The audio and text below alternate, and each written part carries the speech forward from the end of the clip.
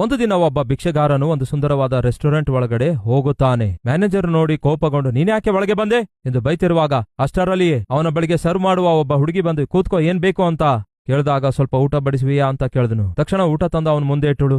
ಗಬಗಬಾ ಅಂತ ಅವನು ತಿನ್ನುತ್ತಿದ್ದ. Manager ಕರೀತಾನೆ serve ಮಾಡಿದ ಹುಡುಗಿಗೆ, ನೋಡು ಅವನು ಬಿಲ್ ಕಟ್ತಾನೆಂಬ ನಂಬಿಕೆ ಇಲ್ಲ, ಅವನ ಬಿಲ್ ನೀನೇ ಕಟ್ಟಬೇಕು, ಆ ಟೇಬಲ್ ನೀನೇ ಕ್ಲೀನ್ ಮಾಡಬೇಕು ಅಂದಾಗ ಅವಳು ಒಳಗೆ ಹೋದ ಕೂಡಲೇ ಆ ಭಿಕ್ಷೆಗಾರನು ಕನಿಷ್ಠ ಥ್ಯಾಂಕ್ಸ್ ಹೇಳದೆ ಅಲ್ಲಿಂದ ಹೊರಟೋದ. ತಕ್ಷಣ ಅವಳು ಹೋಗಿ ಅದೆಲ್ಲ ಕ್ಲೀನ್ ಮಾಡುವಾಗ ಅಲ್ಲೊಂದು ಸ್ಲಿಪ್ ಇತ್ತು. ಅದರಲ್ಲಿ ಏನಿತ್ತು ಗೊತ್ತಾ?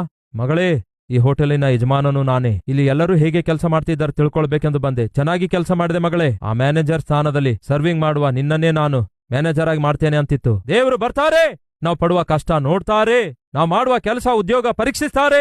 ಆ ಕೆಲಸದಲ್ಲಿ ನಾಣ್ಯತೆ, ನಂಬಿಗಸ್ತಿಕೆ, ನೈಪುಣ್ಯತೆಯನ್ನು ತೋರಿಸುವಾಗ ನಮ್ಮನ್ನು ಕಾಡಿಸಿ ಪೀಡಿಸಿ ವೇದನೆಗೊಳಿಸುವಂತವರನ್ನು ಕೆಳಗಿಳಿಸಿ ನಿಮ್ಮನ್ನು ಆ ಸ್ಥಾನದಲ್ಲಿ ಇಡುವುದಕ್ಕಾಗಿ ಒಂದಲ್ಲ ಒಂದು ದಿವಸ ನನ್ನ ದೇವರು ನಿಮ್ಮ ಜೀವಿತದೊಳಗೆ ಇಳಿದು ಬರ್ತಾರೆ.